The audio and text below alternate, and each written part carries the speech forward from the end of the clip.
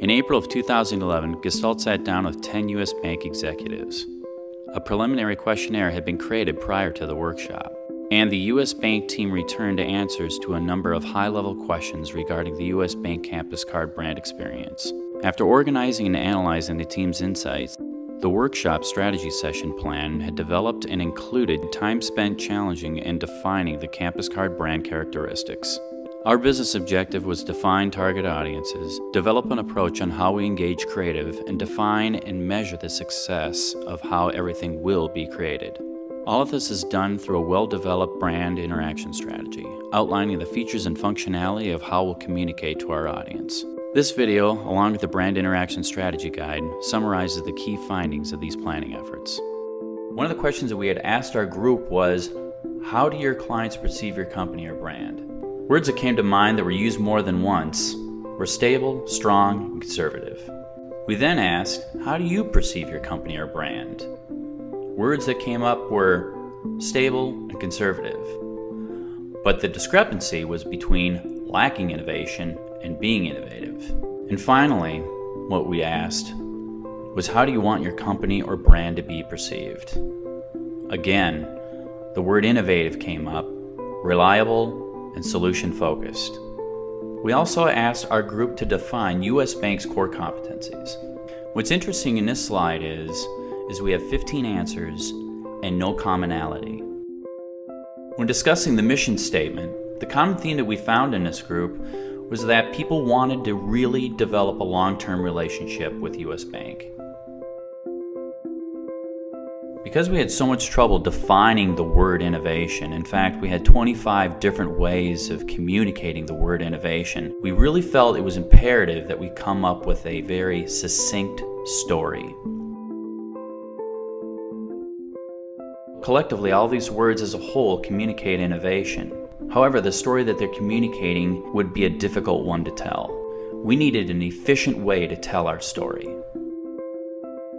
Prioritizing a handful of these words will help us define this message.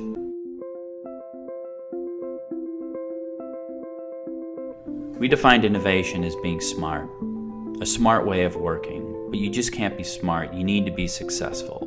In order to be successful, you need to be resourceful. And you just can't be resourceful, you need to be timely and creative with your delivery. So we can be smart, we can be successful, we can be resourceful, and we can be timely and creative, but ultimately, it's our customers' needs that drive our innovation. When asked to describe their company or their department's culture, we found out that U.S. Bank wanted to be on the leading edge and not the bleeding edge of technology advancements. Our group spent time defining the difference between leading edge and bleeding edge. And what we found out is that we need to develop a complete spectrum from status quo to leading edge to cutting edge to bleeding edge. Status quo, the dinosaurs of the industry. These banks use predictable technologies and services that rely on luck for success. Leading edge, these banks remain competitive by reacting to their competition and not being the first or the last to adapt to proven innovations. Cutting edge, these early adapters are continually proving and testing as they define the market and remain public about their risk.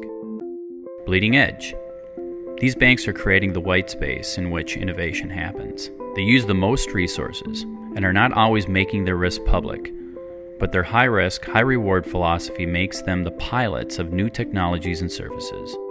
So when it came to defining the student-customer experience, we came up with a completely different spectrum.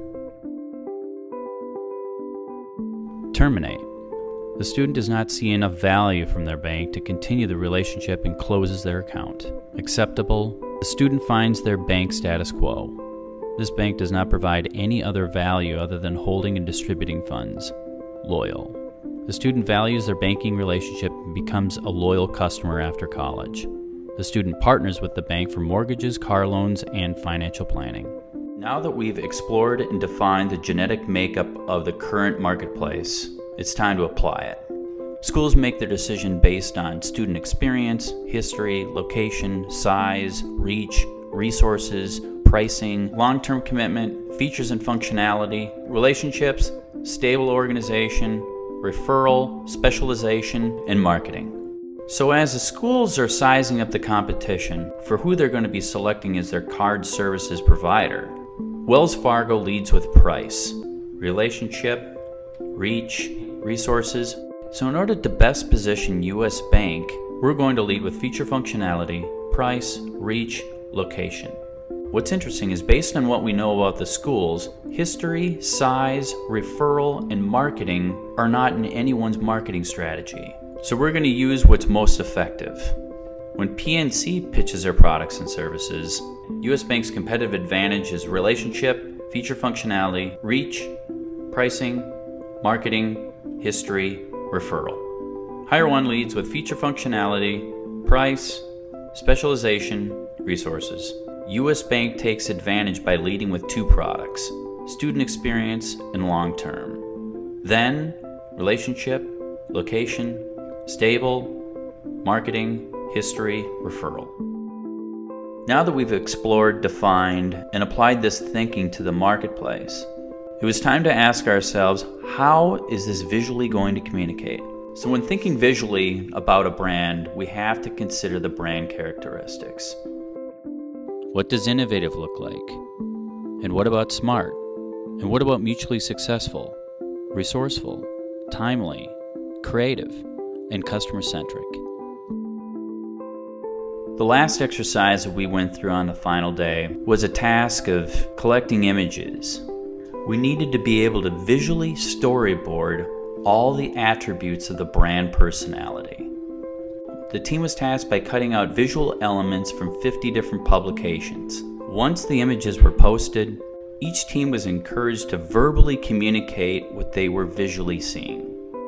I always thought innovation had to be like technical components, and I guess, you know, in hearing Jeff and Dominic and just the whole conversation, it doesn't necessarily have to be. Innovation isn't innovation if it's not timely and if it's not creative and if all of the pieces don't work together. It's easy to think of innovation just as creating a new product and being first to market with something, and I think through this exercise I kind of realized that it can also be looking at things through a different lens, so to speak. It can be very subtle and be seen as innovation. It doesn't have to be big to be innovation. Having the balancing points of being, you know, smart, but then, you know, and being resourceful but timely and creative at the same time. It was helpful to just get some of those key words together to really think about, as we move forward, what would we want, you know, the innovation around this product to look like.